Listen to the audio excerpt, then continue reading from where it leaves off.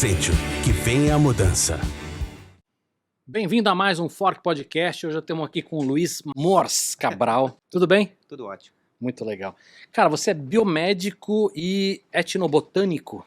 Na verdade, sim. Eu sou um biomédico que trabalha com planta, né? Que é uma coisa difícil de encontrar. Eu acho que eu sou um dos únicos da minha turma de faculdade que se enveredou pelo caminho das plantas. Legal. E gosto de etnobotânica, assim, estudo etnobotânica. Muito também. bom.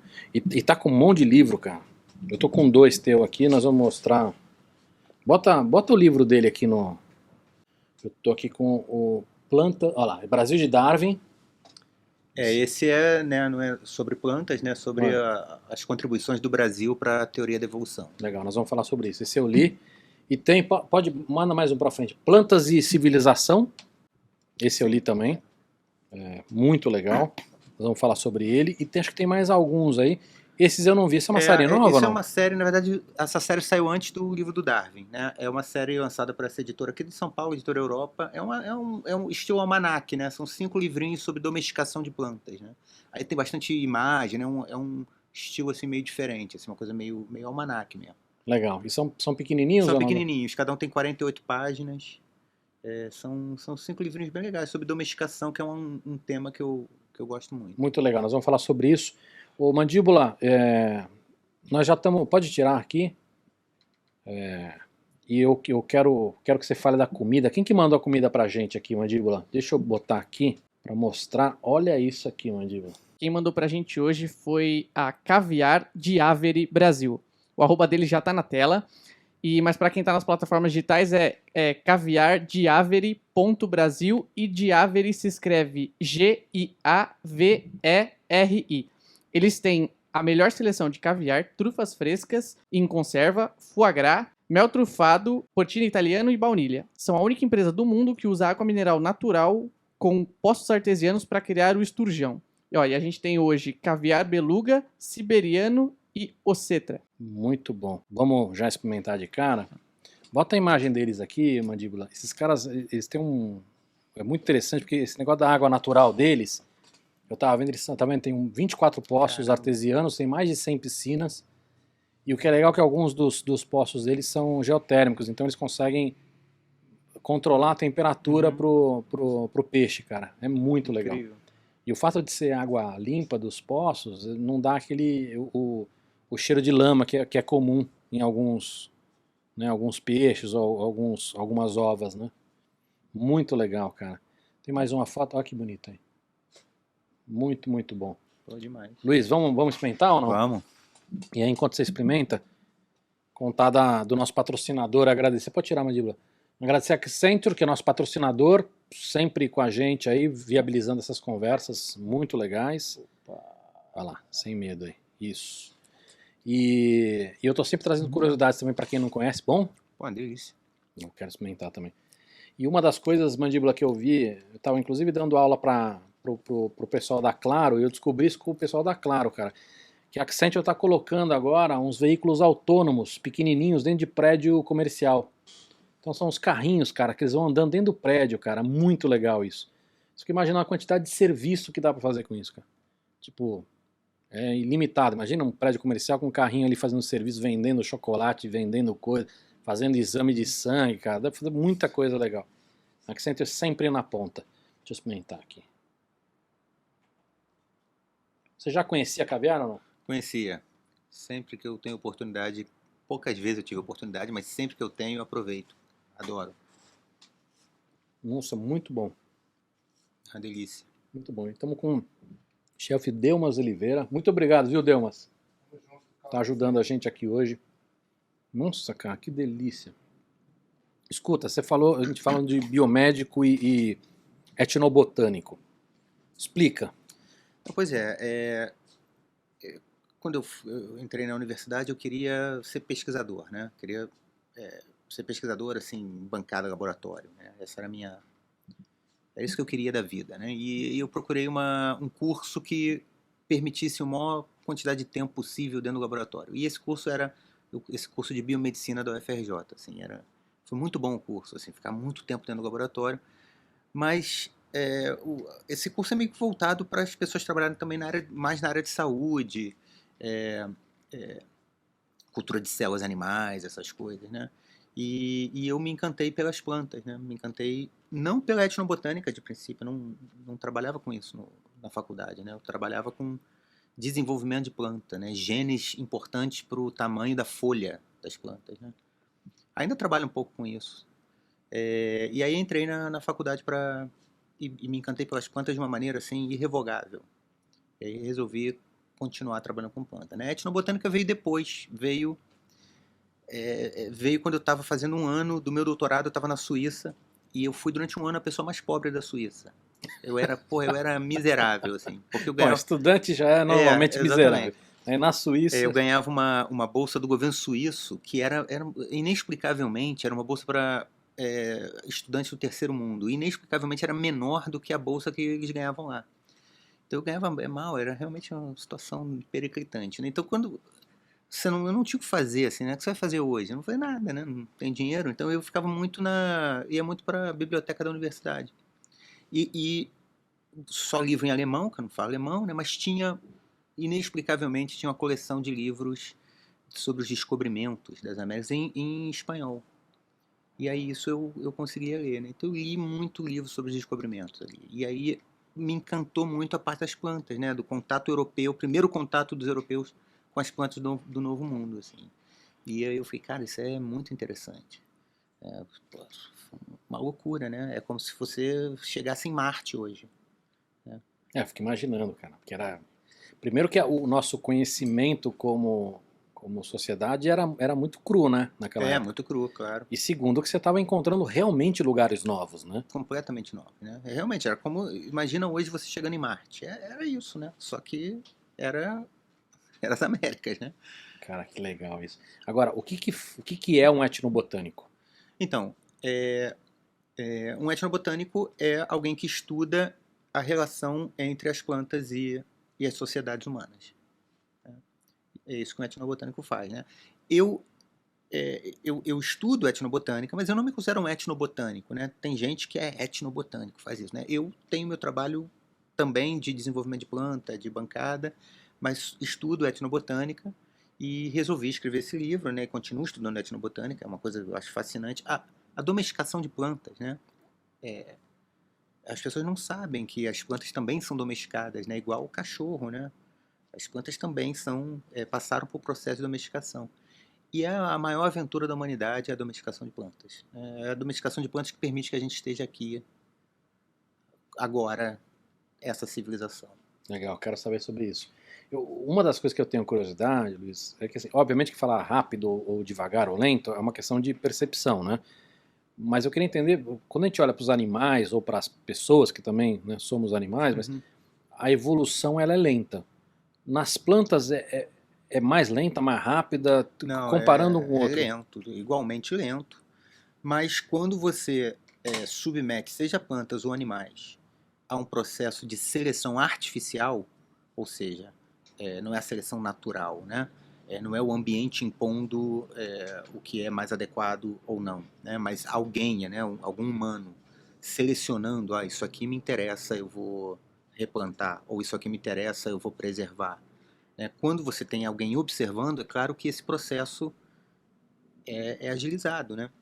E tem vários exemplos assim, né, que a gente pode falar de como esse processo pode ser rápido uma vez que você esteja cuidando dele, uma vez que a seleção seja artificial. Agora, na seleção artificial, aí a planta é muito mais rápida do que os animais.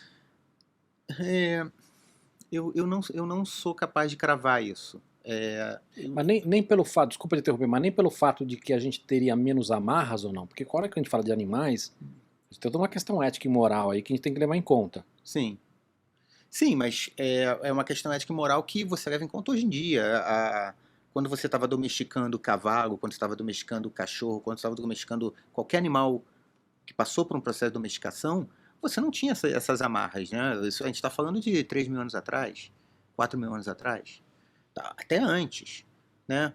Então, assim, você não tinha essa questão, né? Você simplesmente, olha, esse cavalo aqui é mais dócil do que aquele e eu vou cruzar ou esse aqui é mais forte, esse aqui é mais robusto, esse aqui não pega doença, esse aqui é mais rápido. né? Então, assim, você não tinha essas amarras nessa época. Hoje pode ser que você tenha, né? Mas, assim, estamos falando, assim, realmente do caso de plantas, né? Milho, 9 mil anos atrás, talvez até mais. Então você acha que a velocidade é similar, então? Eu acho similar. Diria que Interessante sim. isso. Agora, o que seria a domesticação? Seria eu começar a alterar geneticamente a planta para ter algum tipo de benefício? Claro, sim. Só que hoje em dia você sabe que está alterando geneticamente. Essas populações primitivas não sabiam que estava alterando geneticamente. Elas não sabiam que era genética, não sabiam que era DNA, não sabiam nada disso.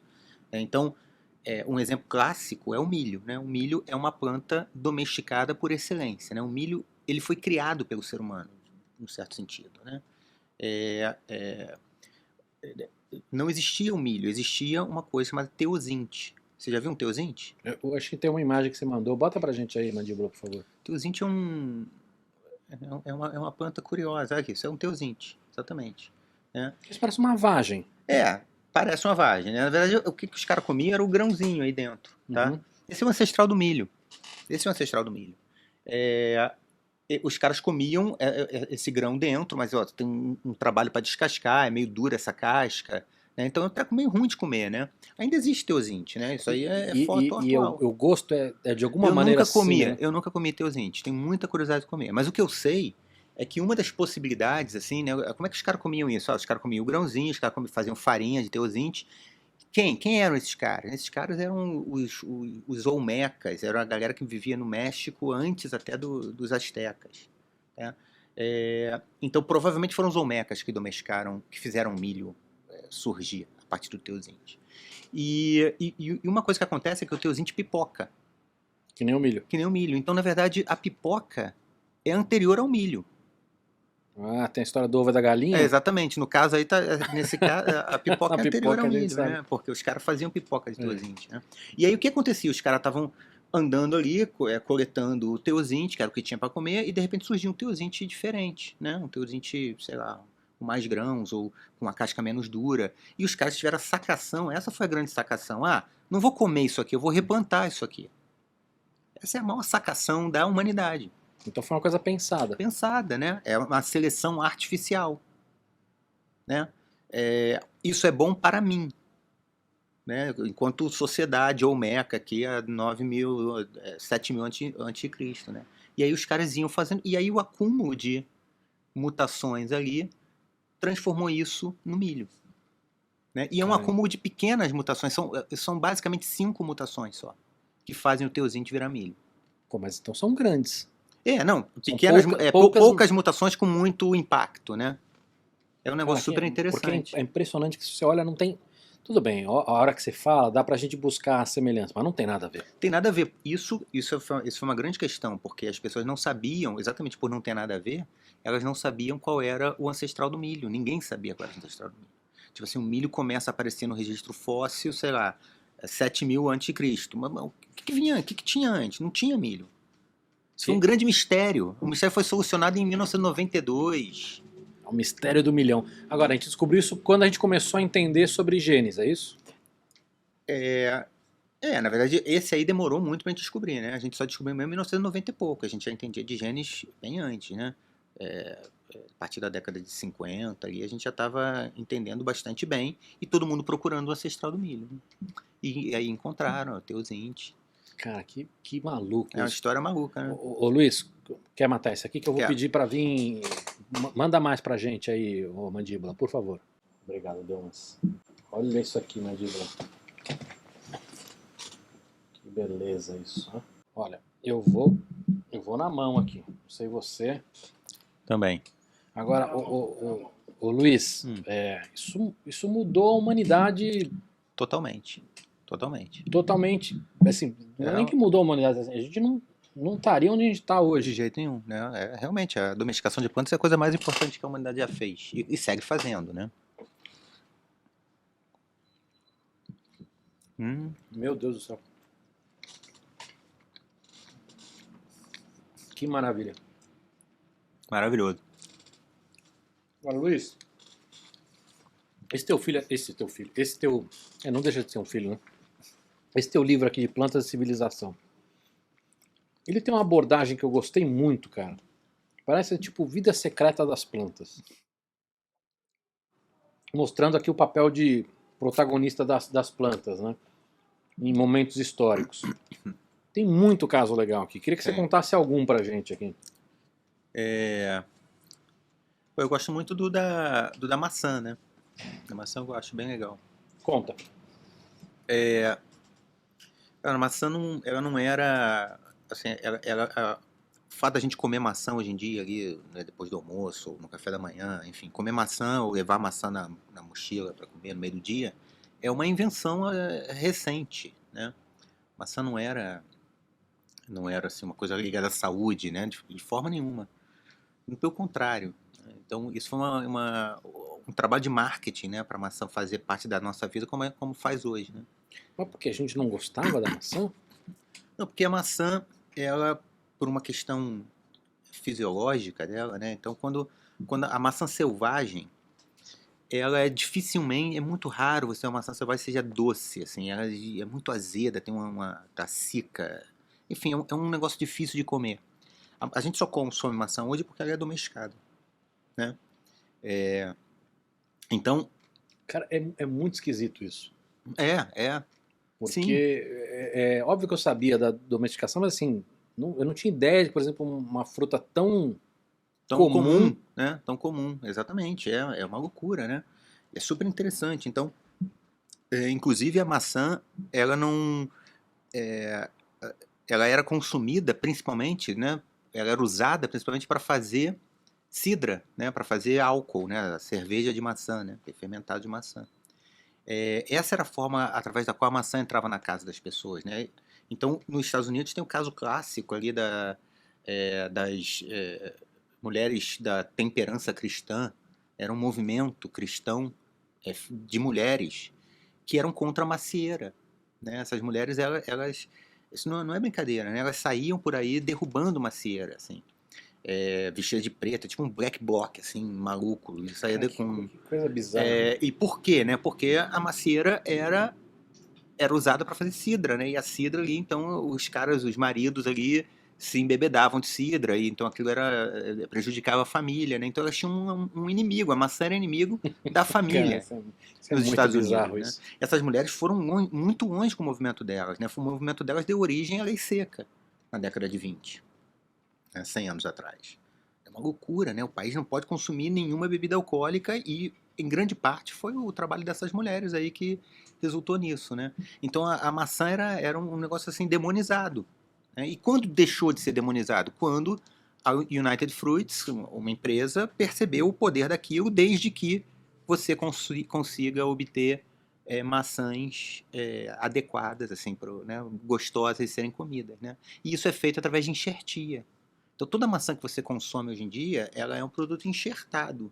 Então não tem a maçã tradicional. A maçã tradicional tem, principalmente o pool genético original de maçã, se não me engano, é no Irã. É no Não, Irã tudo que bem, você vai ter. Mas o que eu quero dizer é o seguinte: essa maçã que a gente está comendo agora, o cara não consegue plantar, ele tem que enxertar. Tem que enxertar.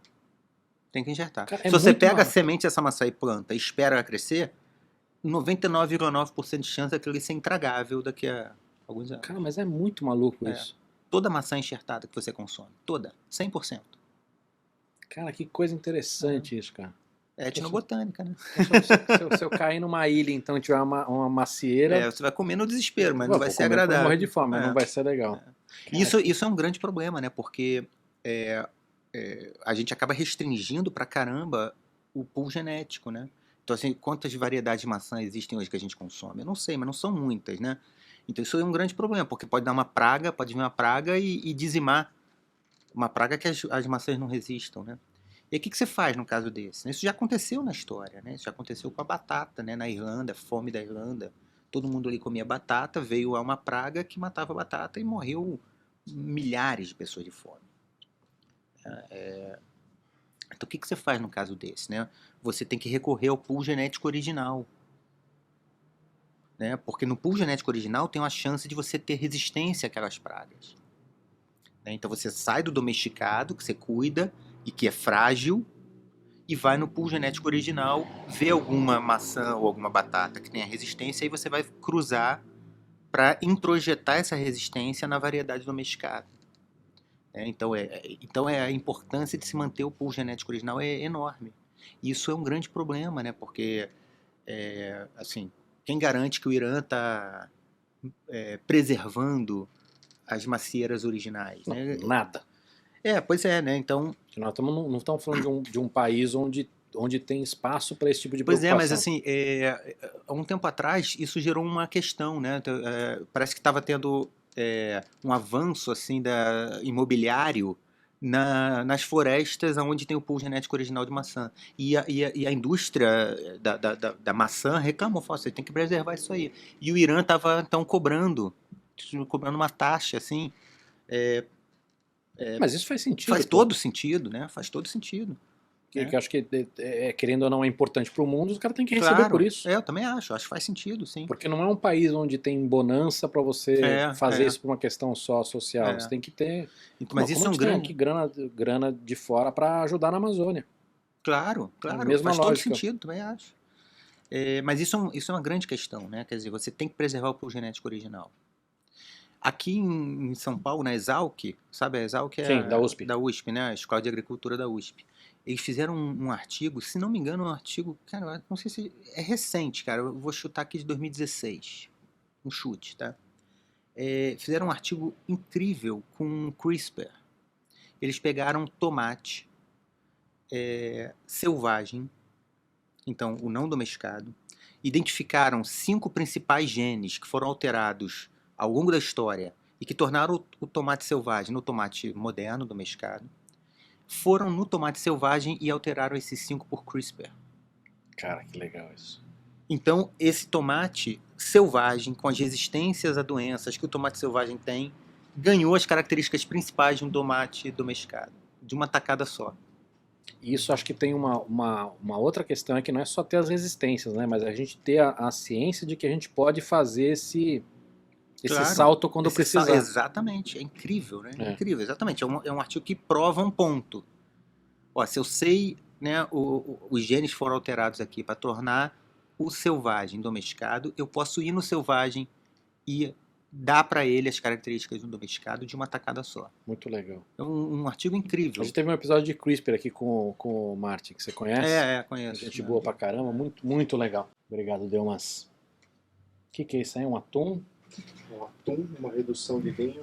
Redução de vinho. Olha que lindo isso aqui, tá? Ó. Maravilhoso. Muito bem. Muito obrigado. Pode levar isso aqui, Delmas? Ô Luiz, e a batata, cara? Batata tem bastante. Você fala bastante sobre batata no teu livro. Uhum. É um dos que tem bastante história para contar também, né? Muita, né? Porque batata, eu acho que foi a maior surpresa dos europeus quando chegaram aqui, né? Eu acho que os caras piraram. Porque, principalmente, eu acho que eles perceberam que não tinha fome aqui nas Américas. E não tinha fome aqui por causa da batata. Então, a Europa, anualmente, era assolada lá de 2 em 2 anos, tinha ali uma praga ou um inverno rigoroso, sei lá o que, os caras comiam trigo e o trigo não aguentava, né? Produzia mal e tal. E aí era uma fome tremenda. A batata é uma planta inacreditável, né? Muita energia, cresce protegida, né? Cresce debaixo da terra, cresce protegida das intempéries, então muito resistente. E, cara, os primeiros caras que perceberam isso aqui, eu acho que eles piraram. Mas a batata foi muito difícil de ser aceita na Europa, né? Ela chegou lá como um produto assim muito rústico. Porque eu fico imaginando, cara, hoje a gente entende o que dá pra fazer, né? Tipo, batata frita, pra começar, né? O exemplo mais bobo. Mas eu fico imaginando, porque ela é horrorosa, né? Primeira vista. Eu fico imaginando, chegando lá, os caras não sabem o que fazer com isso. É difícil mesmo se aceitar. O que eu acho incrível nessas histórias todas é o fato de que a gente não dá a menor bola pra isso. Tipo, tô falando de leigos como eu. Você olha a batata ali, você fala assim, cara, puta, mas a batata, a maçã, é tudo... Você não dá uma importância no sentido de que essa meleca mudou a humanidade, né? Eu acho que agora com o filme do Como é que chama? É Perdido em Marte? Isso. Do- Perdido em Mar com o Matt Damon. Com o Matt É. Damon, que ele fica plantando batata lá. É bem interessante. Eu acho que isso acendeu em algumas pessoas a luz da importância da batata, que talvez a gente precise dela agora para ir para fora, Claro. né? Puxa um pouquinho só, Mick. Pois e era um produto muito rústico, né? Tanto que quando os primeiros relatos, né, dos espanhóis que chegaram na Europa, os caras não entenderam, assim, né? Quem recebeu esses relatos não entendeu, porque eles falam, é uma coisa que parece com uma trufa, cresce nas raízes, parece com uma trufa, e eles achavam que era uma trufa, né? Então, tanto que o nome da batata, né, o nome da batata em alemão é Kartoffel, que vem de tartufo, né, vem de trufa. Em russo é kartote, também vem de trufa, né? Então os caras acharam que era uma trufa. Então você vai achando que é uma trufa, um negócio super valorizado, e come um negócio mais rústico, que é a batata, os caras, né, entenderam que aquilo ali era uma comida que nem você toma refrigerante achando que é água. Exatamente. E aí os caras, assim, foi um estratagema para a batata ser aceita, assim, né? Então, É que, pelo que eu entendi, a questão dela não é só o fato dela ser resistente, é o fato dela também ser bastante calórica. Que para essa situação que você falou dos caras passando fome, tudo é muito relevante, né? exatamente, né? Então ela era calórica e também crescia bem em vários lugares, né? É realmente uma planta incrível. E os europeus também não sabem que ela veio daqui, né? O europeu comum, né? Conheci muita gente na Europa que achava que a batata era de lá, né? Quando eu falava assim, pô, a batata é sul-americana, os caras até ficavam... O prato, né? French fries, French né? fries, né? Ou mesmo com peixe na Inglaterra, né? O fish and chips. É uma Exatamente. coisa que o cara, você falar eu fico imaginando você falar pro cara que a batata nasceu aqui, o cara deve ficar até meio ofendido. Uma vez eu perguntei para um russo, assim, o que era feita a vodka? Aí o cara falou, não, é feita de batata. Eu falei, não, mas antes, né? Antes. Como assim antes, né? É feita de batata. Mas não era, né? A vodka era feita de outra coisa. Nem sei do que era feita a vodka. De arroz, talvez? Talvez de arroz, mas assim, o produto que é hoje é um destilado feito a partir de batata. Então isso foi só pode ter acontecido depois, né? É incrível. Cara, é muito maluco isso. E tem um caso que você contou também no livro, cara, do Van Gogh, que também acho que é uma história bem gostoso isso aí, né? Esse faz barulho, o pessoal vai odiar o barulho, mas eu não ligo, tô adorando. Também não ligo. O Van Gogh possivelmente foi tratado com uma planta, né, com digitalis, né? E é uma planta que dá vários efeitos. Mas ele foi tratado por quê? Ele tinha um médico dele, né? Deixa eu ver o nome dele, o Dr. Gachet. Tem quadros do Van Gogh com o Dr. Gachet. O Dr. Gachet que tratava muita gente, assim, ele era um psiquiatra, né? E ele era famoso por receitar digitalis, né? Então você tem prescrições do Dr. Gachet para várias pessoas, não precisamente para o Van Gogh, assim, mas para várias pessoas dando a digitalis, né? Prescrevendo a digitalis. E o Van Gogh pinta quadros do Dr. Gachet com uma planta que é a digitalis, né? Então você bota um botânico para identificar aquela planta. Mas por que ele prescreveu isso? O que ele achava que a planta fazia? Essa planta tem efeitos Psicóticos? psicóticos, né? Então acalma, né? Mas então. Mas também tem efeitos colaterais, né? Conhecidos. Mas o cara vê a mãe dançando pelado ou não? Não é forte assim? Não é forte assim, né? Não é forte assim.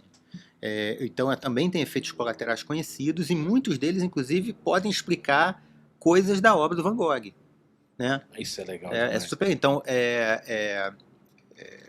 as pessoas têm alterações crômicas, né? Então elas enxergam as cores de forma diferente. Então tem muita gente que relata e se enxerga tudo mais amarelado. Que aí pode explicar a fase amarela do Van Gogh. Cara, é muito legal. É muito louco É isso, muito cara. louco, alterações assim do jeito que você vê. Então você pode ver halos. Tem gente que vê assim, né?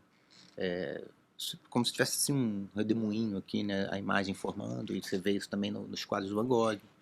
Então tem muita gente que diz que uma parte da obra do Van Gogh foi, né, sob o efeito da digitalis. Cara, que maluco. E você acha que isso pode ter, inclusive, dado algum efeito mais louco nele de cortar a orelha? Sim, né?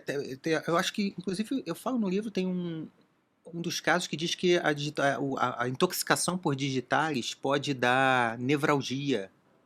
Então, mais especificamente nesses nervos da face, né? E aí tem gente que diz que é possível que ele tenha sentido uma dor absurda ali e cortado a orelha, né? Não sei até que ponto isso é uma viagem, mas tem gente que muito louco. defende isso, é super interessante. É muito Assim, louco. que ele tomou digitales, acho que ninguém tem dúvida, e é muito possível dele ter sentido essas alterações assim de visão, né? É fácil encaixar isso na obra dele, né? Cara. O lance da orelha já é mais... Pode ser e pode não ser. Cara, mas Eu prefiro acreditar que sim, né? a história é boa demais, cara. A história é boa demais. É. E faz a gente ter uma leitura completamente diferente dele, né, cara? E da obra dele. Ele... Eu tenho, assim, ele com certeza, assim, e você realmente dá os quadros do Dr. Gachet, o Dr. Gachet com a planta, quer dizer, ele associava aquele médico a esse tratamento, assim, né? Não era uma coisa qualquer. Cara, que legal. O próprio médico, o Dr. Gachet, era viciado em digitales. Ah, então ela também tem um... Sim, tem. Parece que esse médico era viciado em digitales, né? O Dr. Gachet era um cara, assim, o próprio Theo, né, nas cartas do Theo, do irmão do Van Gogh, e tem umas cartas que ele relata, assim, não cartas para o Van Gogh, né, cartas do Theo para outras pessoas. Fui visitar meu irmão, conheci o Dr. Gachet, e ele não me parece muito melhor do que o meu irmão. O Dr. Gachet, assim, era um cara meio mequetrefe, assim. Muito bom. Escuta, queria falar de extinção, né? Você comentou sobre extinção. Óbvio, o nosso olhar hoje está muito para animal. E eu não vejo a gente falando muito de planta. Mas isso é um erro, né? Então, Porque agora, a gente já escuta algumas coisas. Por exemplo, cacau, a gente escuta que está com risco. Cortiça é uma coisa muito... cortiça, né, foi muito explorado, muito né? explorada há pouco tempo atrás. Mas assim, assim, eu fico imaginando que assim como os animais, deve estar rolando extinção Muito, a rodo. Muito mesmo, né? É que a gente acaba se preocupando com aquelas que a gente consome, né? Mas o que tem de mais relevante é que está em risco ou que foi extinto nos últimos anos? Tem algumas que estão em sério risco, né? Uma que está em risco que é interessante, né? Não é brasileira, mas é a castanheira americana, aquela do Tico e Teco. Sei. Tico e Teco, como é aquela noz, né? Aquela bonitinha, né? Aquela noz bonitinha, né? Essa castanheira está em altíssimo risco nos Estados Unidos, né? Se nada for feito, ela será extinta na próxima década. O que é uma loucura, né? Mas a gente tem essas aí que a gente... O cacau, por exemplo, né? Quer dizer, o cacau está em risco? Não. Mas o cacau tem fragilidades, como toda planta altamente domesticada. Tem fragilidades, né? Qual é a fragilidade? A fragilidade você tem um pool genético extremamente reduzido que é cultivado. Se vem alguma praga, mata tudo. Mata tudo. Então, se você não tem como eu falei, um pool genético original para recorrer, você está em maus lençóis. Mas no caso do cacau, por exemplo, a gente tem? Tem, porque a indústria cacaueira se tocou disso, né? Então você tem hoje em dia bancos de germoplasma, né? Sabe o que é um germoplasma? Não. Germoplasma é tudo aquilo a partir do qual você pode regenerar uma planta. Então, por exemplo, a semente é um germoplasma. Mas aí você consegue guardar isso por muito tempo? Você congela? Como é Pois que é? Não, esse é um problema, né? Os bancos de semente ou os bancos de germoplasma, eles precisam estar sendo repostos, né? Ou seja, você precisa de uma estrutura e de dinheiro para manter isso, porque você precisa eventualmente regenerar aquela e guardar uma nova. Mas tem uns lugares que fazem isso, né? Que guardam Tem muita os bancos coisa. de semente, né? Que- O mais famoso é aquele na Noruega. Que é um bunker, Mas negócio. é super interessante, é super necessário. Mas você precisa ter uma renovação ali, né? E eu não sei se você tem. Então, por exemplo, o Brasil, eu sei que o Brasil já fez remessas de sementes nativas do Brasil para lá. Mas o Brasil faz essas remessas periodicamente? Ele renova? Não. Então é capaz de uma planta que você, essa aqui está entrando em extinção, vamos resgatar aqui. Mandamos há 10 anos atrás, já virou pó. Não... Então isso inclusive é feito lá naquele lugar porque é frio pra caramba, então preserva muito melhor, né? Mas assim, preserva por quanto tempo? A gente não sabe por quanto tempo aquilo é preservado. Quem teve a ideia desses bancos foi um russo, né? Foi o Vavilov. Esse foi um gênio que percebeu o risco da domesticação. Ele percebeu, olha, a gente só está comendo coisa domesticada, o pool genético de tudo está reduzido e a humanidade está em risco, porque pode vir uma doença e matar. Então a gente tem que fazer bancos de sementes. Isso foi quando? Isso foi 1920. Isso que eu acho bizarro, cara. Como algumas pessoas conseguem, décadas antes da gente ter essa noção, ter essa visão. E o Vavilov teve um fim trágico, né? Ele morreu de fome.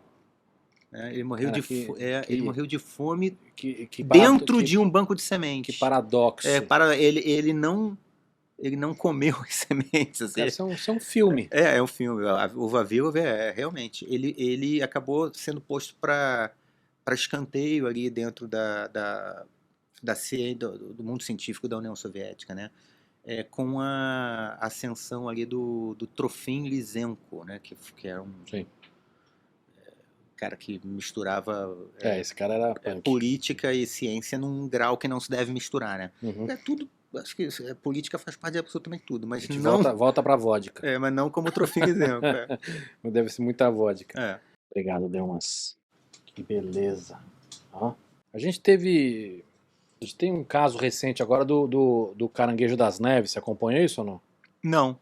Lá no Alasca, que os caras tinha, sei lá, era tipo 10, a estimativa deles que tinha 10 bilhões de caranguejos, aí acho que tinha uma questão de 1 ou 2 anos, virou 1 bilhão. Nossa. E agora sumiu no último ano. Os caras cancelaram a pesca, porque parece que sumiu. Esse é aquele caranguejo aquele com grande, perna enorme? Aquele mesmo. Cacetada. E parece que o bicho sumiu. E aí, não se sabe por quê, tem obviamente as teorias de aquecimento, ou de uma possível doença, mas o que é louco é isso aqui. Nossa, que bom isso aqui. É uma delícia. Que em 2, 3 anos, o bicho dizimou. E para a região ali é uma catástrofe. Uhum. Porque era meio que a economia da região ali. Meu Deus. Ô, Mandíbula, você experimentou esse? Cara, eu não experimentei nada, tô só salivando aqui ainda. Pô, que maldade. Ficou maravilhoso, Delmas. Muito obrigado. Você acha que tem... a gente falou do cacau. Tem mais algum que a gente tem um risco desse? De repente, que em 2 anos o negócio desapareceu ou não? Olha, não me vem à cabeça. Tem, né? Mas não me vem à cabeça agora. Mas tem com certeza, cara. É muito difícil, às vezes, você...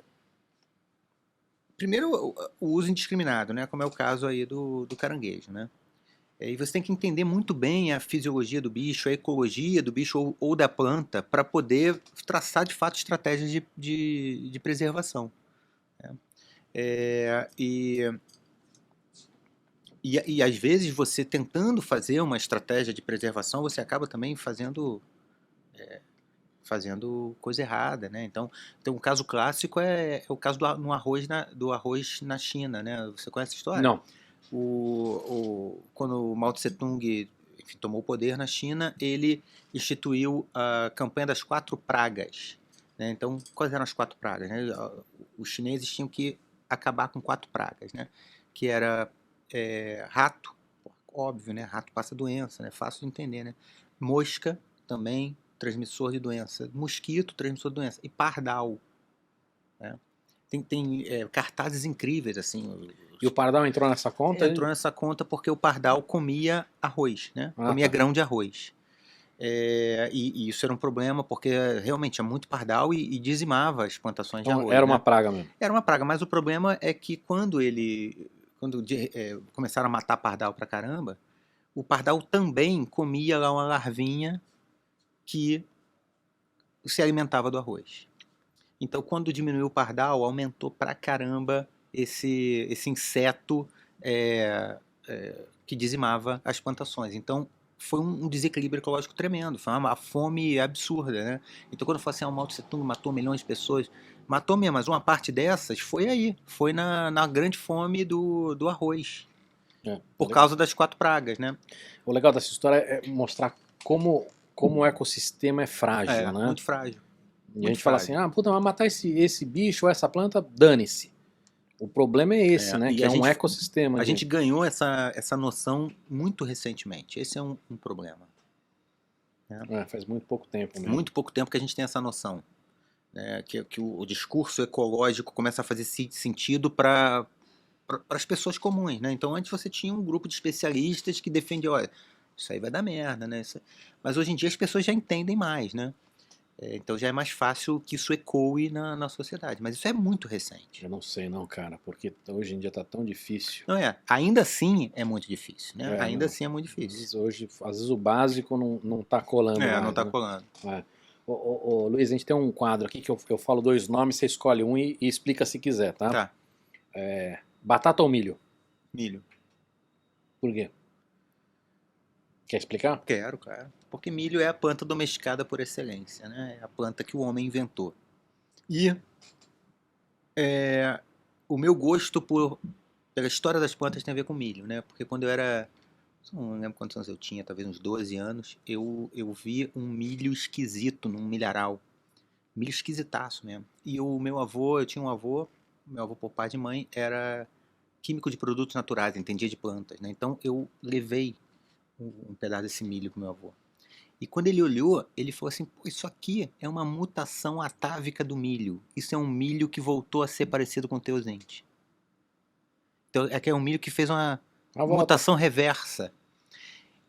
E eu não entendi aquilo na hora, assim, né? Mas, assim, aquilo eu fiquei muito fascinado com isso. Como eu não sabia, ele falou, esse milho voltou a ser igual ao ancestral dele. Eu falei, pô, nem sabia que milho tinha ancestral, né? Então, ficou muito, assim, pra mim, é uma história que eu acho incrível. Legal. E é incrível que o meu avô sabia do teosinte. Isso devia ser 1992, talvez. Devia ter 12 ou 13 anos. E tinha talvez um ano que o milho tinha sido descoberto, que o teosinte tinha sido descoberto como ancestral do milho. Então meu avô estava antenado num nível que eu não podia esperar. Assim, caraca, hoje eu sei, ele estava muito, muito antenado no que estava acontecendo, né?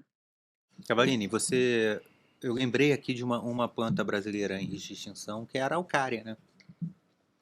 Essa tem um risco forte aí. E é uma planta importante pra caramba, né? Ela é uma que tá... E o risco é doença? Qual que é o risco?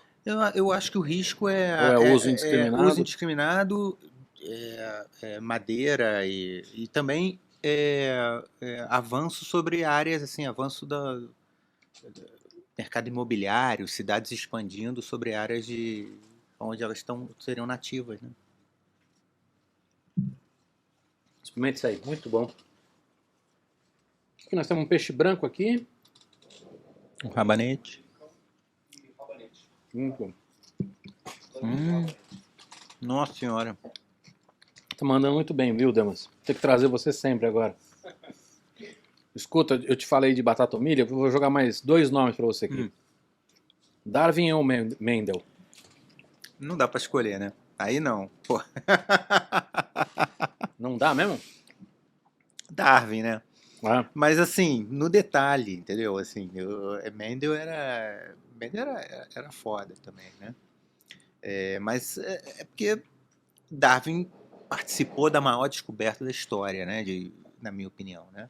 A descoberta científica mais importante do mundo, né? Mendel foi muito, muito fera também, né? Tem uma história boa do Mendel, posso contar? Claro. Mendel, assim, originalmente ele não trabalhava com plantas, né?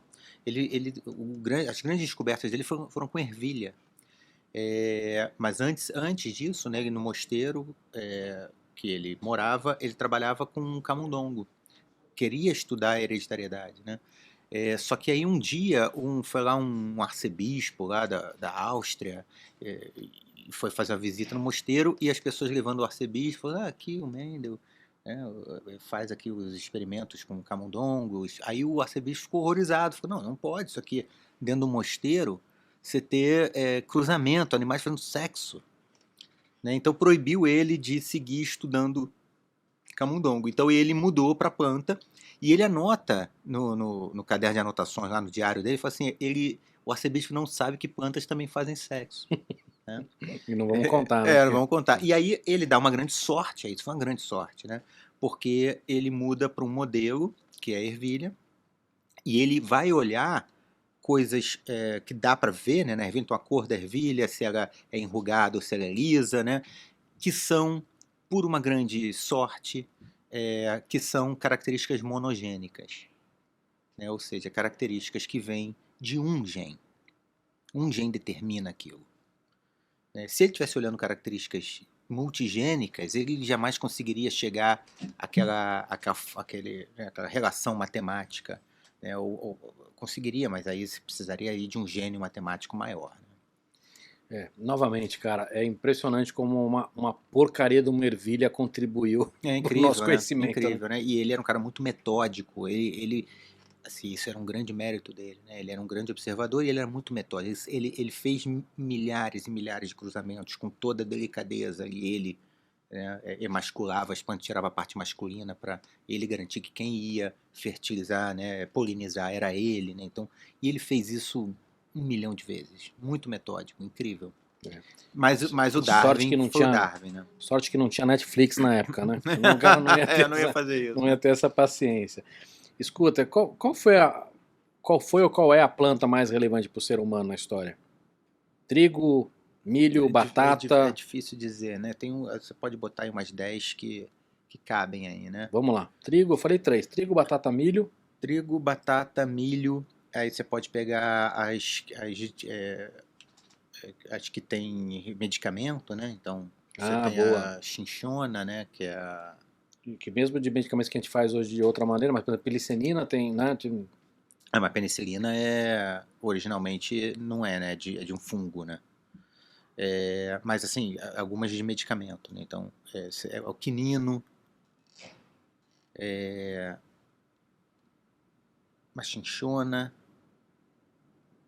Já falamos quantas aí? Trigo, batata, arroz. Arroz muita gente se alimenta de arroz, né? No mundo, assim. É engraçado, mas no livro do Yuval Harari, ele fala muito sobre o trigo, né? Ele diz que a humanidade é escrava do trigo, que é uma maneira interessante de se colocar também, né?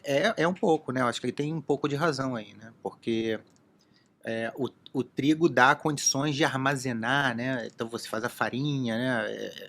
E armazenar alimento é absolutamente fundamental, né? Base da civilização quando você começa a armazenar alimento, né?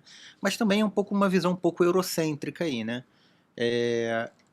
O trigo é muito importante na Europa, mas você tinha civilizações complexas aqui na América do Sul sem o trigo, né? Então você pega... a gente não precisa nem falar nos índios brasileiros, vamos pegar as civilizações que são reconhecidamente mais complexas, né? Então, incas, né, os astecas, os caras não tinham trigo. Era batata, era milho e as contribuições brasileiras também foram importantes. A mandioca, né? A mandioca é uma planta incrível também, que hoje em dia alimenta, uma parte considerável do Brasil, Brasil e da África, né? Tem muita plantação de mandioca na África, né? E é uma planta brasileira, 100% brasileira. Ô Luiz, eu queria perguntar para você o seguinte, a gente tem muito essa história da cultura popular, né? Da sabedoria dos povos originais. Muito não necessariamente é verdade, são, né, conhecimentos ou de remédio, tudo que não necessariamente são verdade. Mas queria entender o quanto tem de sabedoria que a gente conseguiu absorver, o quanto se acredita que ainda tem que a gente não absorveu. A gente absorveu uma grande parte e a gente ainda tem para absorver muito mais, né? Esse é o segredo do Brasil, né? A solução para o Brasil está, na minha opinião, nas moléculas que as plantas têm. Essa é a minha opinião, que a solução do Brasil está nas moléculas que as plantas escondem e que a sabedoria popular conhece, né? A gente não conhece, mas esses caras conhecem. Eles não sabem que são moléculas. A gente tem que ir lá e ver o que é isso aí, que moléculas são essas. Aí vamos junto com eles. Mas tem algum exemplo prático? Há muitos exemplos, né? Um excelente exemplo é a rotenona, né? A rotenona é uma substância que é um veneno, né? Um inibidor da cadeia respiratória, tá? É conhecido, né? E os índios brasileiros têm uma tecnologia de pesca com rotenona que é fabulosa. Quando você pensa no índio pescando, você acha que ele vai com arco e flecha ou com lança, né? Pô, ele pode até fazer isso, mas não é isso, não é essa forma que ele alimenta a tribo, né? Ele tem uma tecnologia, essa forma seria muito artesanal, né? Para pescar peixe em quantidade mesmo, eles usam outro esquema. Então eles pegam plantas, os índios amazônicos pegam plantas do gênero Derris, umas plantas lá que eles sabem qual é, maceram ela numa pedra, pega essa pasta dessa planta e joga no rio, né? Aí lá na frente fica ali uns 3, 4 índios ali, o peixe começa a boiar. Eles pegam com a mão, assim, dezenas, né? Esse peixe está intoxicado com a rotenona que tem nessa planta. Mas aí a rotenona, você vai comer o peixe intoxicado com a rotenona, que também é tóxica para você, né? Aí o que eles fazem? Eles pegam o peixe, vê se está vivo ou morto. Se estiver morto, eles dão preferência a não comer, mas se estiver vivo, eles botam num balaio, devolvem para o rio. Aí o peixe acorda, se recupera, mas já está pescado, né? Já está ali preso. Já está preso, né? E aí o estudo dessas plantas revelou o que era, né? Era rotenona. E o Brasil virou o maior produtor de inseticidas do mundo. O Brasil foi líder na produção de inseticidas naturais durante muito tempo e perdeu esse posto quando surgiram os inseticidas artificiais, o DDT, esses químicos, né? Que são, né, não são extraídos de planta. Mas isso é uma amostra da riqueza que você tem nas moléculas ali, né? Você tem que observar e falar, cara, por que esses caras estão fazendo isso? Tem um motivo para isso. Né? E a solução do Brasil é essa. Não tenho dúvida também. Essa e outras, né, na mesma linha, né? Na mesma linha, né? Trabalhar a sustentabilidade. E isso é que é cruel, né? De você ver assim, o governo está indo embora agora, assim, né? Tem uma visão de riqueza na Amazônia que é arcaica. Como se a riqueza da Amazônia fosse o ouro. Pelo amor de Deus, entendeu? É uma visão esdrúxula.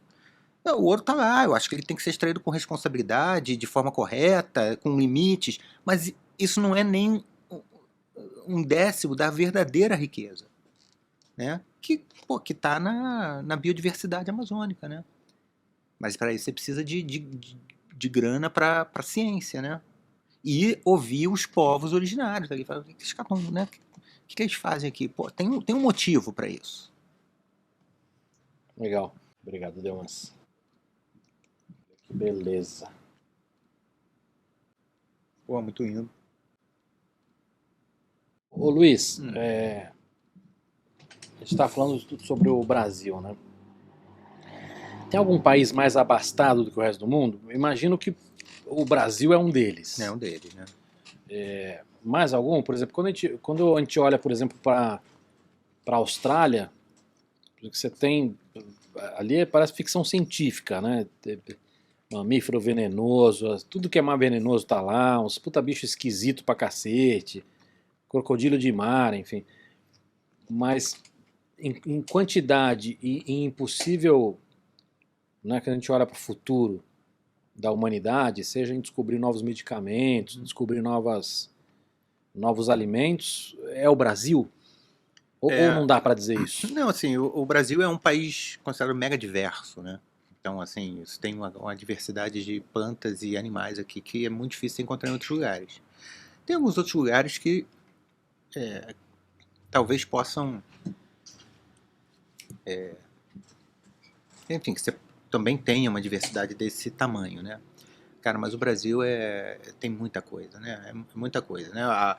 A floresta tropical, ela é uma explosão, né?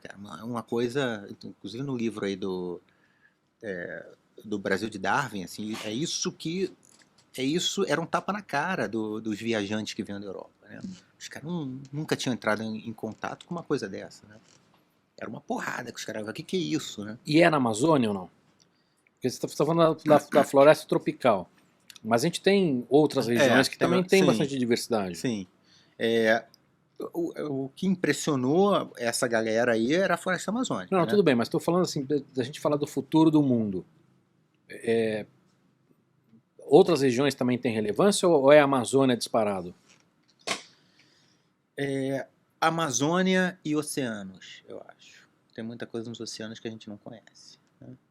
Muita coisa que a gente não conhece. Eu acho que é a Amazônia e os oceanos. Eu chutaria isso. E a gente não explora, né, o oceano. O oceano tem uma dificuldade extra, né? Porque é o oceano, né? Mas a gente conhece muito pouco o oceano, né? Conhece muito pouco, assim. A gente realmente é um território ainda muito misterioso, né? Não, e é hostil, né? Por mais que É muito hostil. a floresta também é, né? Eu lembro de um documentário que eu vi do Canal do Panamá, a quantidade de pessoas que morreram. Sim. Tudo bem que a gente não conhecia ainda, né, malária, não sabia nem que era do mosquito, pernilongo, mas a floresta também é hostil, mas o mar é mais complicado. É mais complicado, né? Não é? Até o cara que eu acho que fala melhor sobre isso é o Herzog. Então tem alguns filmes do Herzog que é exatamente sobre o homem diante da natureza, e mais especificamente da Amazônia. Né? Então, Fritz Carraldo, Aguirre, A Cólera dos Deuses. Aguirre é o melhor filme do mundo para mim. Que é o cara ali atravessando, se embreando na Amazônia e pirando. O cara fica maluco diante da imensidão e do tamanho da floresta. Né? Então, acho que esse é um grande tema que me encanta também, e que é o grande tema do Herzog, eu acho, assim, que é o homem diante da imensidão indomável da natureza. Que legal.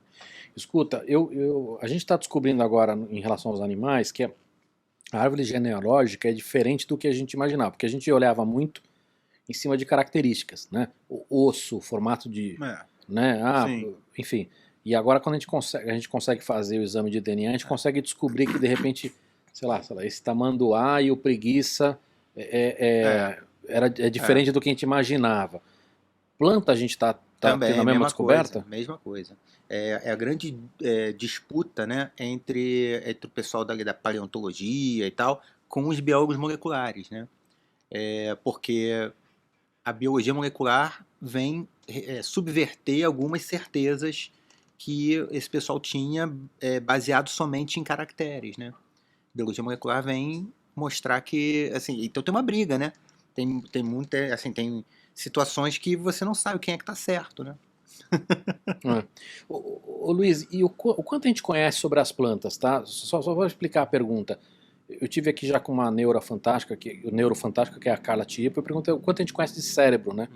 E ela falou que hoje a gente conhece muito bem porque a gente entendeu já o mecanismo básico. Então eu não estou perguntando de quantas plantas a gente conhece, mas a gente já conhece o suficiente por planta? Por exemplo, há pouco tempo a gente descobriu que as árvores conversavam. Através de fungos e tudo. Rizoma. A gente ainda conhece pouco ou não? Eu acho que a gente conhece relativamente pouco.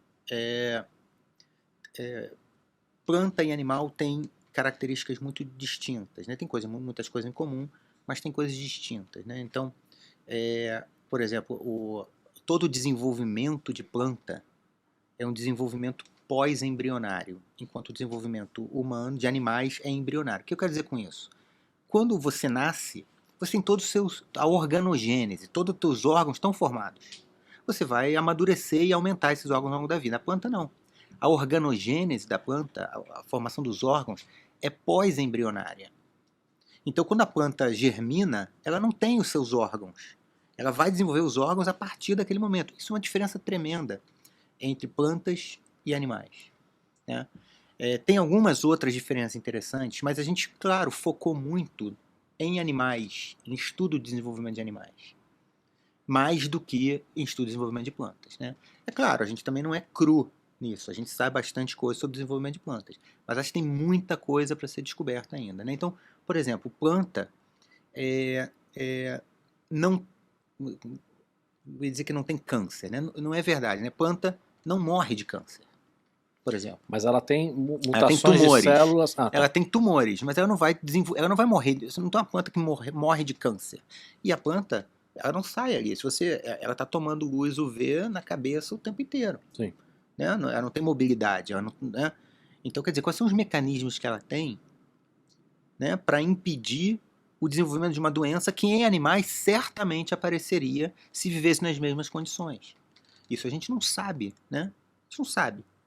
Então são coisas extremamente interessantes que a gente pode aprender com as plantas. E que a gente pode descobrir, de repente não pode ser nem um pouco útil pra gente, mas pode ser muito Pode útil. ser muito útil, né? Claro, pode ser muito útil.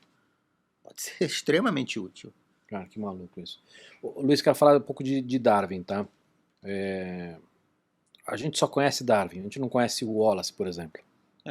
Isso é um grande problema da nossa educação e é um problema que eu observo inclusive dentro da universidade com estudantes de biologia. Mas a nossa educação brasileira ou a nossa educação mundial? Eu acho que mundial nesse caso, mas assim, brasileira especificamente porque o Brasil foi muito importante para essa história, né, da descoberta da teu teoria da livro é evolução. nisso. Aliás, fantástico, cara, parabéns. Viu? Obrigado. Gostei bastante. E tem uma coisa, cara, que assim, é muito fácil de ler seu livro. Obrigado. Eu li Esse era o desafio, né? Eu li em poucas horas, é gostoso e fácil. Porque Sim. tem alguns livros que Sim, são interessantes, mas que é uma leitura mais... sim. Você tem que prestar muita atenção. Você tem você botou aqui de uma maneira muito coloquial, muito agradável, Sim. cara. Parabéns, muito bom mesmo. Obrigado. Esse era o desafio, assim, desde o início, né? É uma história que eu acho absolutamente fascinante, a história da descoberta da teoria da evolução e o papel que o Brasil teve nela, não só pelo Darwin e o Wallace, mas o Bates e o Fritz Miller, quer dizer, são os 4 grandes nomes da teoria da evolução. E os 4 tiveram no Brasil e isso não foi uma coincidência nem de longe, né? Tem um motivo para isso. Né? E quando eu falo na universidade para estudantes de biologia, eles sabem quem é o Darwin, óbvio. Eu diria que 60% sabem quem é o Wallace, mas quase ninguém conhece o Bates e quase ninguém conhece o Fritz Miller. E isso é terrível, porque são pessoas que a gente tinha que estudar muito aqui no Brasil, porque eles foram muito importantes, né? E essa história aconteceu aqui, né? Eu acho o mais fantástico disso, eu não tinha a menor noção do quanto o Brasil foi importante. Não só para formular a teoria, mas para depois sustentar ela, né? solidificar, né?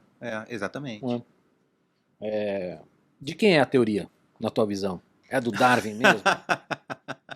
Na minha opinião, assim, eu poderia sair pela tangente aqui e dizer que ela é dos dois, né? Do Darwin e do Wallace. Né? Na minha opinião, o Wallace tem um papel. O Wallace deu um grande azar, na minha opinião, né? O Wallace escreveu o artigo com a teoria da evolução e mandou para o Darwin. Né? O Wallace estava no arquipélago malaio, né? Pesquisando e escreveu em 1858 e mandou para o Darwin.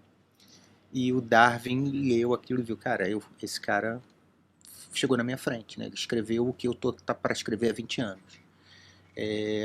Se o Wallace tivesse mandado este artigo para qualquer pessoa no mundo, seria a teoria da evolução de Wallace. Ele mandou para a única pessoa que ele não podia ter mandado, né, que foi o Darwin. É verdade.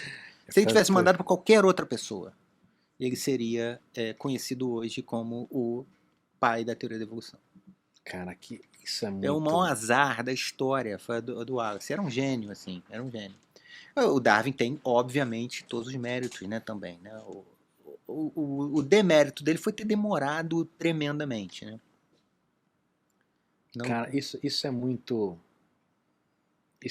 bizarro, cara. É muito bizarro. Mas tem uma história, essa é tensa, né? Eu até falo dela aí no livro, que é sobre a carta que o Wallace escreve para um amigo na Inglaterra, que era o irmão do Bates. Ele escreve uma carta e todo mundo sempre achou que ele tivesse mandado a carta com o artigo para o Darwin e a carta que ele mandou para o Frederick Bates, o irmão do Bates, na Inglaterra, no mesmo navio. Né? E o Darwin diz que o artigo do Wallace chegou para ele no dia 18 de junho de 1858. 18 de junho. Só que essa carta que o Wallace manda para o Darwin se perdeu. Né? Ninguém sabe onde está essa carta. Talvez nunca seja encontrada. Né? E a carta que ele mandou para o Frederick Bates não se perdeu, ela foi encontrada. E essa carta tá com os carimbos, né? Com os carimbos da viagem. Por onde é que essa carta passou? O navio saiu dali, foi para Singapura, foi sei lá o quê, e você sabe exatamente a data, né, o caminho que essa carta fez. E esta carta chega no dia 3 de junho, na Inglaterra. Então, se elas foram mandadas juntas no mesmo navio, as duas cartas deveriam ter chegado juntas, 3 de junho. Então, portanto, tem uma diferença de 15 dias aí entre a data que o Darwin disse que recebeu a carta, né, e a data que ela poderia ter chegado se ela tivesse vindo no mesmo navio. E esses 15 dias poderiam ter sido cruciais para o Darwin ajustar a teoria dele, tendo lido o artigo do Wallace. O que você está falando é que existe uma possibilidade da centelha da ideia não ter vindo do Darwin. Existe a possibilidade de aspectos cruciais para finalizar a teoria terem vindos através do Wallace. Existe essa possibilidade. Cara, que maluco isso, né? Cara? Não é comprovado, porque tem muita gente que diz que eles não mandaram no mesmo navio. Tem gente que diz que a carta para o Frederick Bates veio no navio que saiu no mês anterior, né, e a do Darwin teria vindo no outro mês. E aí sim você poderia justificar a chegada dela no dia 18 de junho, como o Darwin diz. Uhum. É um mistério da história da ciência. Assim, um mistério maravilhoso.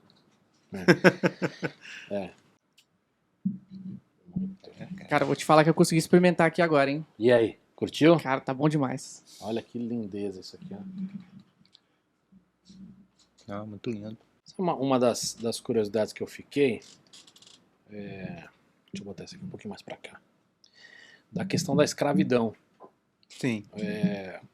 Minha dúvida é o seguinte, você acha que, porque o Darwin ficou muito incomodado, né? Isso tá documentado. Né? Você acha que o fato dele ter ficado profundamente incomodado com a escravidão de alguma maneira foi um incentivo para ajudar ele a criar a teoria da evolução ou não? Então, é muito difícil. Eu pessoalmente acho que não. Tá. Mas é importante dizer que os biógrafos do Darwin defendem isso, né? Então os caras sabem muito mais de Darwin do que eu, né? Então, ou seja, os caras assim, que talvez mais entendam do Darwin, né? O Desmond, eu esqueci o nome deles. Mas assim, os caras defendem isso, né? Foram eles que escreveram, além da biografia do Darwin, escreveram o Causa Sagrada de Darwin, né? Que é um livro onde eles colocam exatamente essa teoria, né?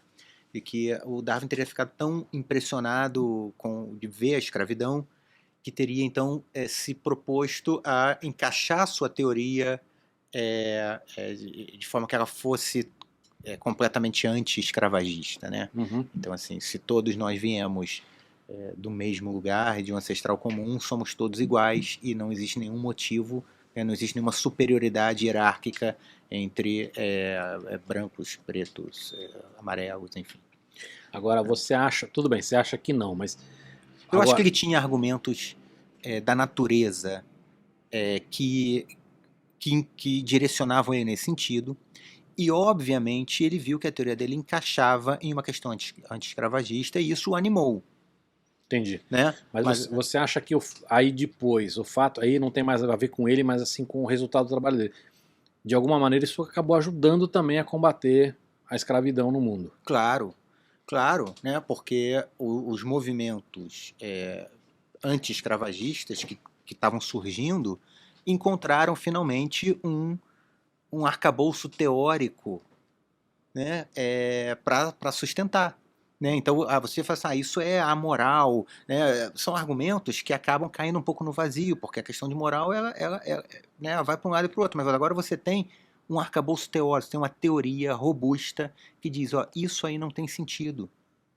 Porque hoje é muito claro para, tudo bem, nós estamos numa época onde não é tão claro para todo mundo, mas hoje é muito claro para a gente, mas naquela época era difícil você argumentar, né? Tudo bem que nós estamos voltando para essa época, mas era muito difícil argumentar. Uhum.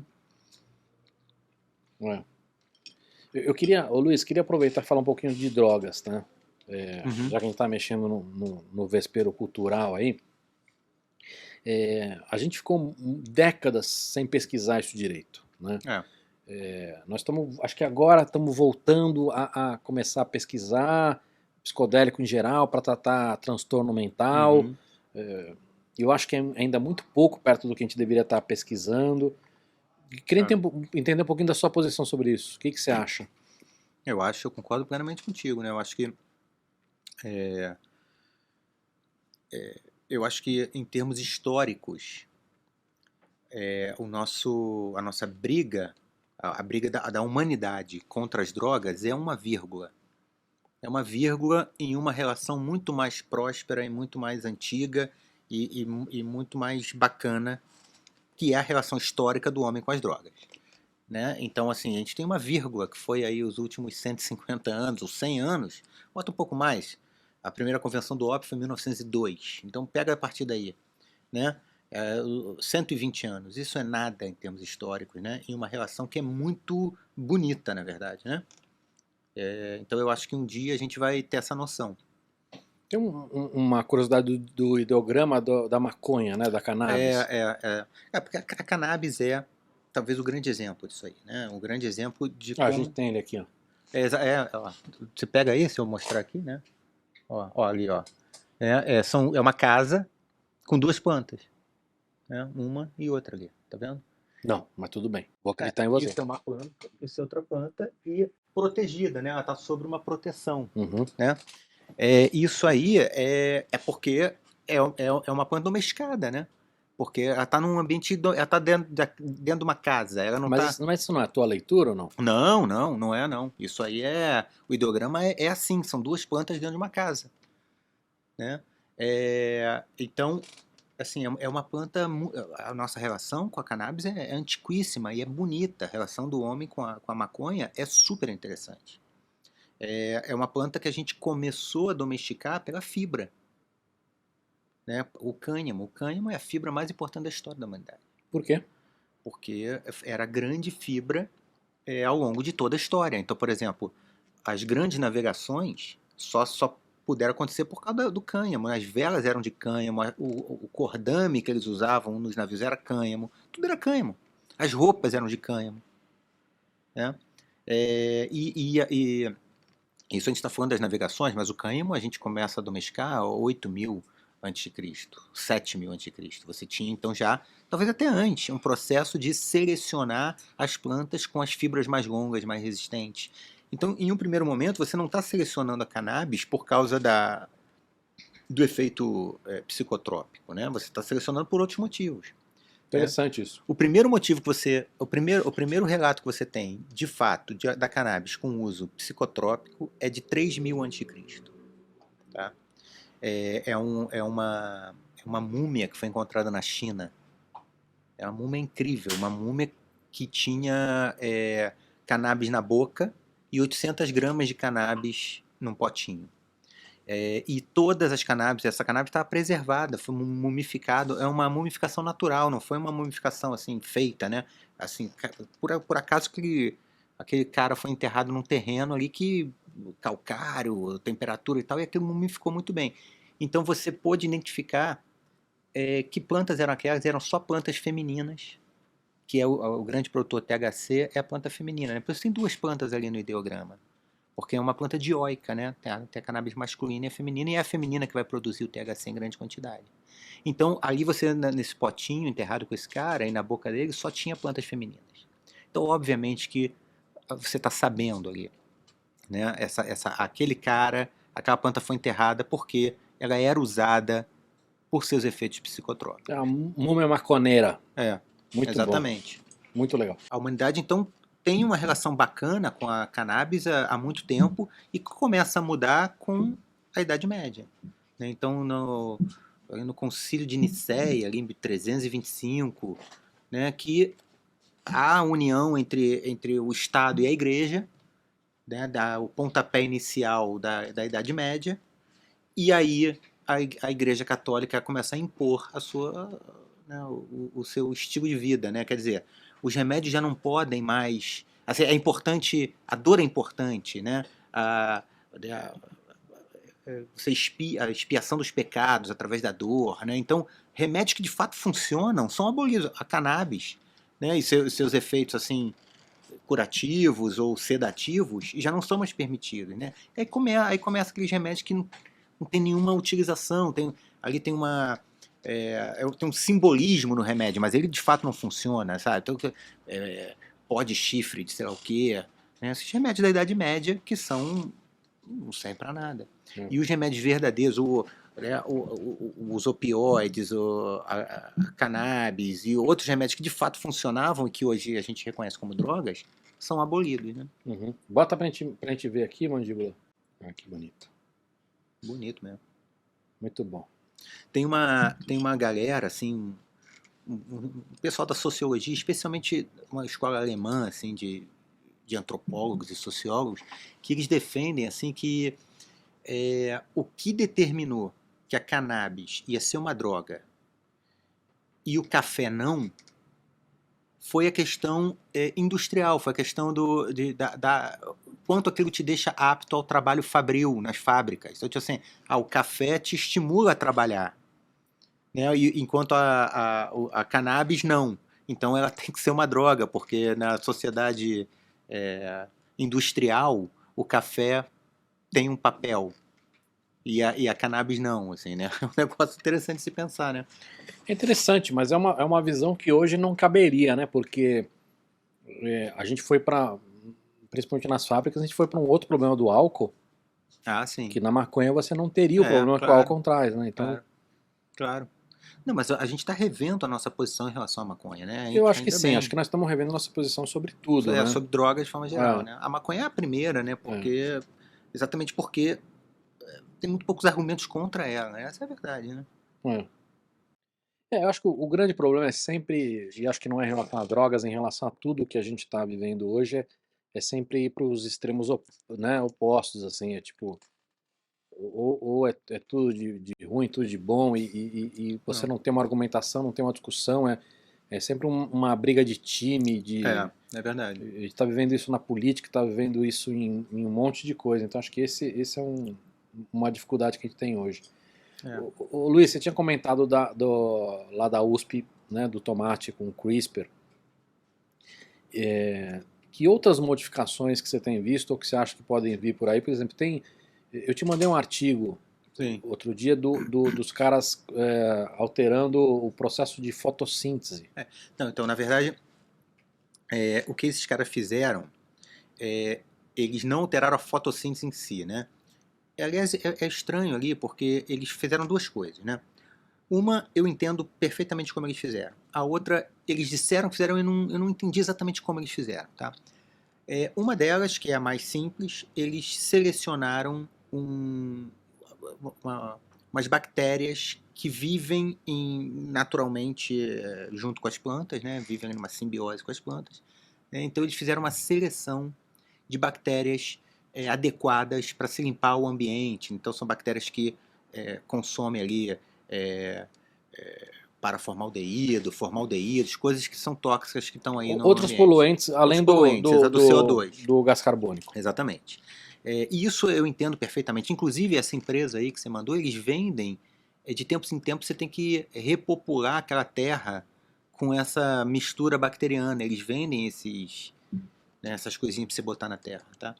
É bem interessante isso, é uma ideia legal. Porque só isso já é muito interessante, né? Porque você vai ter uma planta que vai, além do gás carbônico, ela vai eliminar outros poluentes do ambiente. Exatamente. E aí eles disseram também que inseriram geneticamente na planta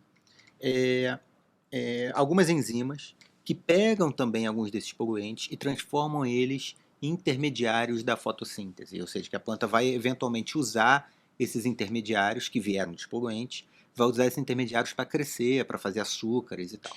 Essa parte, acho que até por ser uma empresa com fins lucrativos e tal, eu procurei um artigo assim, científico com o que eles fizeram. E não achei, né? Então não sei se eu não achei porque eles não publicaram mesmo, isso é segredo ali, né? Mas eu senti falta ali. Ou se é só marketing. Ou se é um marketing, né? Não ficou claro para mim. Tá? Uma das coisas que eu não sei se entendi direito, mas é que assim, além da história dos poluentes, eles estavam fazendo. A fotossíntese nessa planta era muito mais eficiente do que em outras. O que na prática, se for verdade, é muito bom porque eu posso ter uma Não adianta eu ter uma plantinha dentro Não, de então, casa. olha só, isso aí é o grande sonho dos biólogos, da comunidade de biólogos moleculares de planta, né? Porque existe a fotossíntese básica, né? Que é a fotossíntese tipo C3.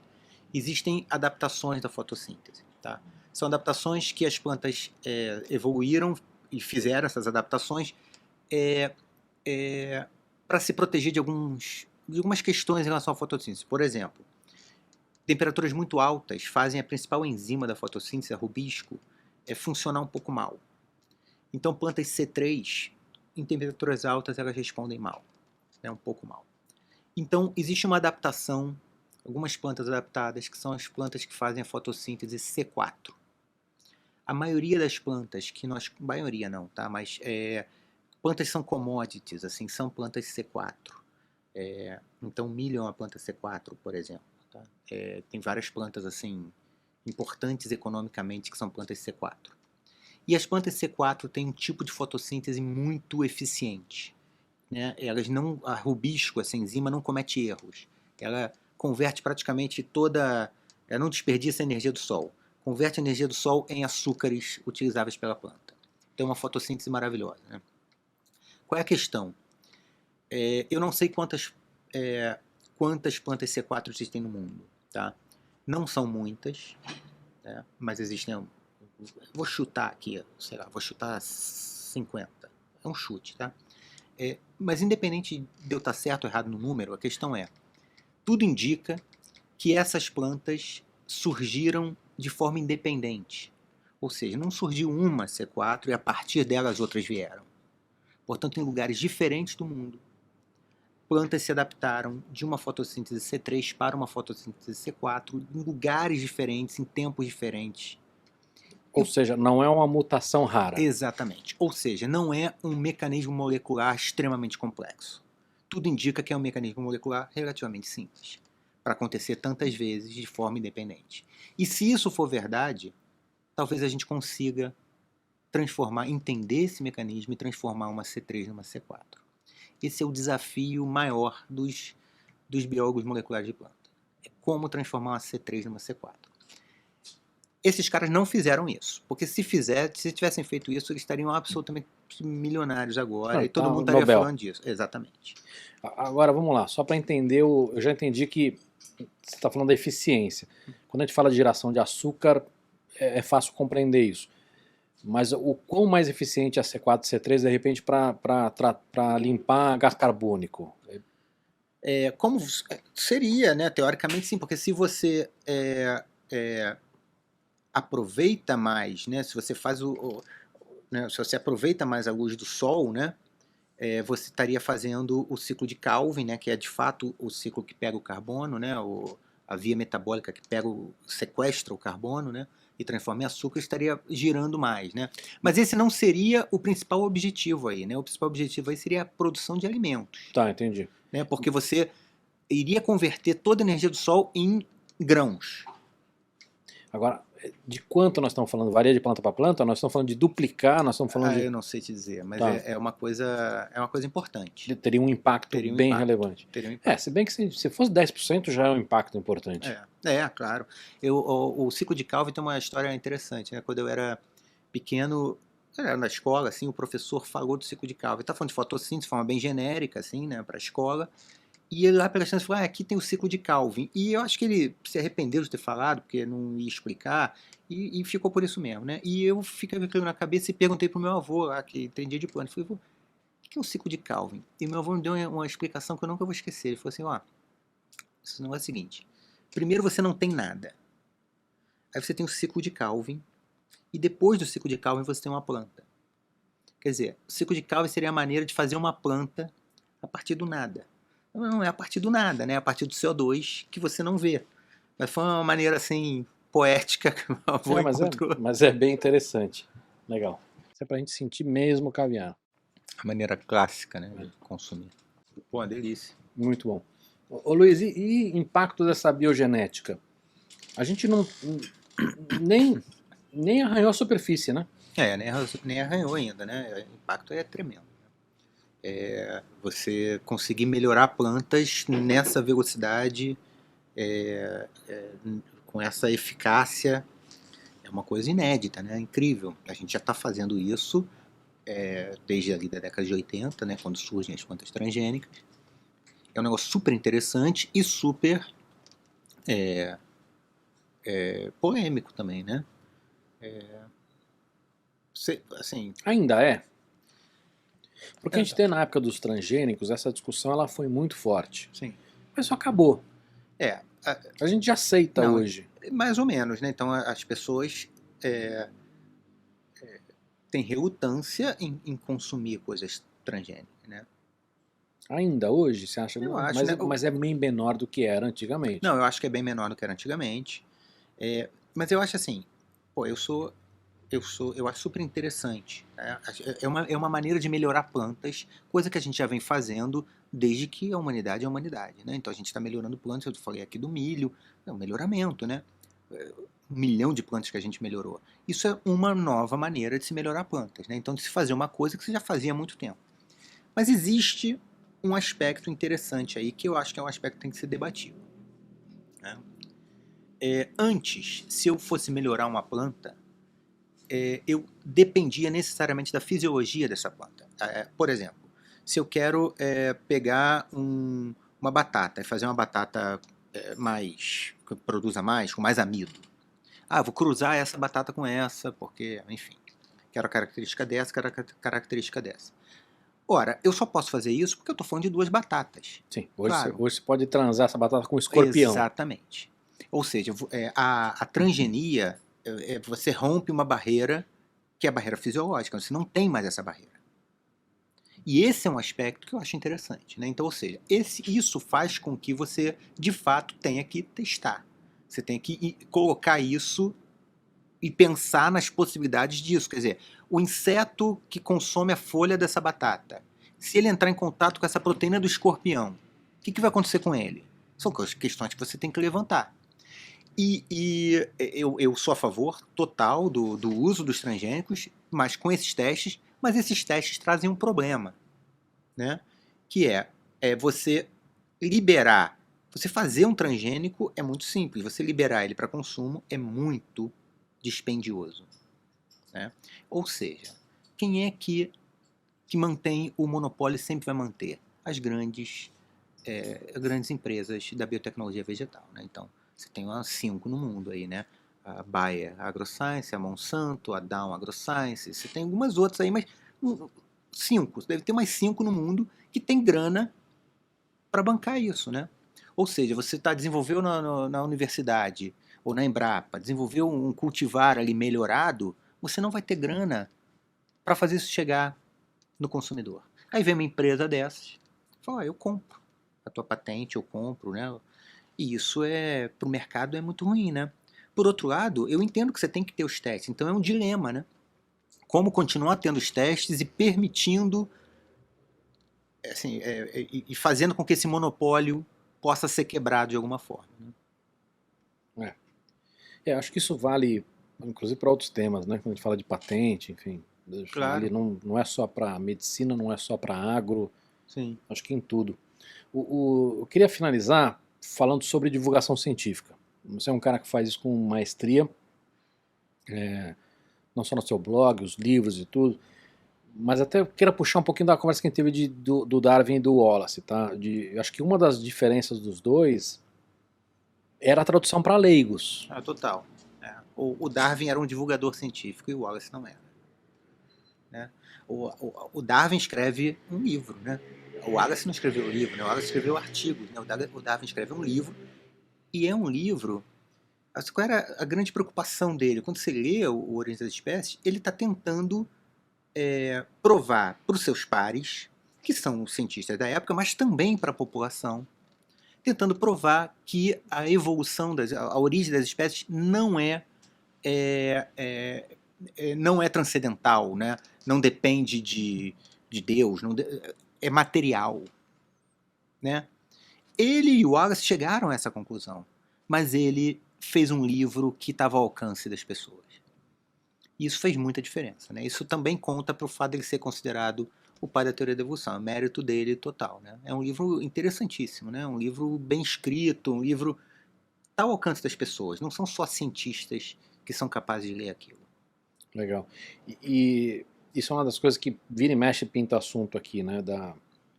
Dessa transição que a gente precisa fazer no mundo inteiro, né? Porque a ciência meio que... Os cientistas... Não, eu já falei isso antes, eu não acho que é culpa dos cientistas, porque acho que a gente atribui para eles uma culpa que eles não deveriam carregar, mas a gente já percebeu a necessidade de fazer isso direito, né? A gente viu para onde o mundo está indo com o negacionismo, com o problema. Queria entender um pouquinho como é que você vê isso, porque assim, a gente está num momento muito relevante para isso, né? É muito relevante, a pandemia, né, trouxe isso também à tona bastante, né? Na pandemia você viu gente muito boa fazendo divulgação, né? Então o Átila foi um que eu acompanhava, muito bom. Tinha uma que eu gostava muito também de ver, ainda sigo, que é a Mel Zealand, não sei se você conhece, também falou muito, muito bem, né?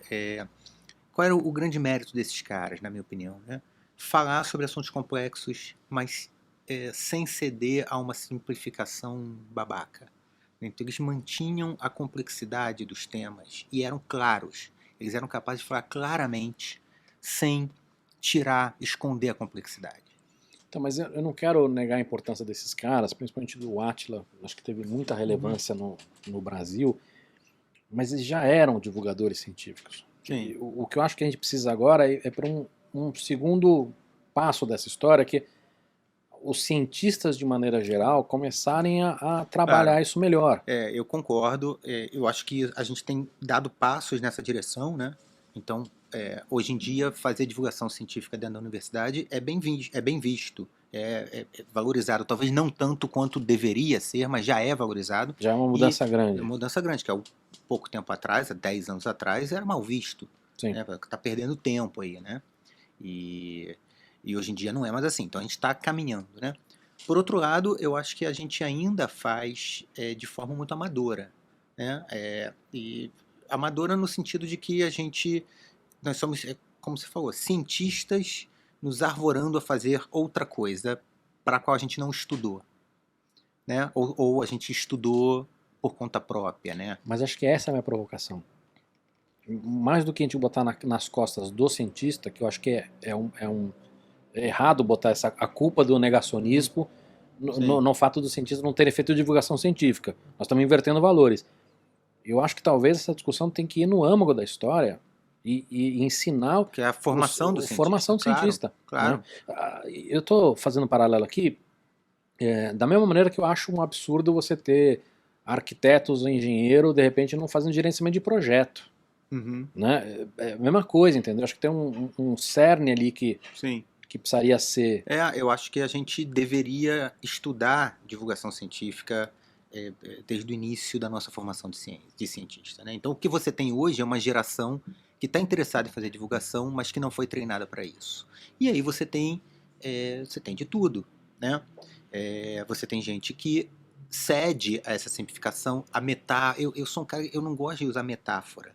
Eu acho que a metáfora ela tem um papel ao longo da sua explicação sobre algo, mas você não pode ser o seu primeiro recurso. Eu acho que a metáfora empobrece a fala sobre ciência. Né? Então ela é um recurso, mas que ela não deve ser o seu primeiro recurso. É que eu acho que é mais grave do que isso, porque às vezes as metáforas são usadas de uma maneira errada. Na teoria da evolução é um bom exemplo disso. Total. A gente, da maneira como a gente usa, não, porque aí o bicho foi pra cá ou foi pra lá, porque isso aqui era melhor, era pior. É completamente, é o oposto da teoria da evolução. É o oposto da teoria da evolução. Então você acaba tendo uma compreensão muito pobre sobre uma teoria absolutamente importante. E as pessoas não entendem, né? A verdade é essa, as pessoas não entendem a teoria da evolução. Pô, a teoria mais importante da história. Vamos ensinar direito, né? E eu acho que passa por isso aí. Quer dizer, como é que os cientistas podem...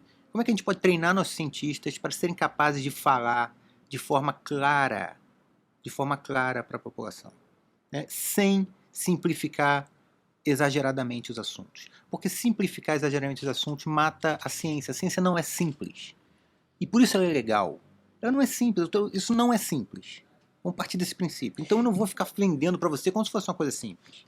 Eu acho que a simplificação ela tem que ser na linguagem. Sim. mais coloquial, Sim, né? Claro, Mas não claro. nos exemplos, mas não nos não na exemplos, exatamente, lógica, não na não... lógica, exatamente. Né?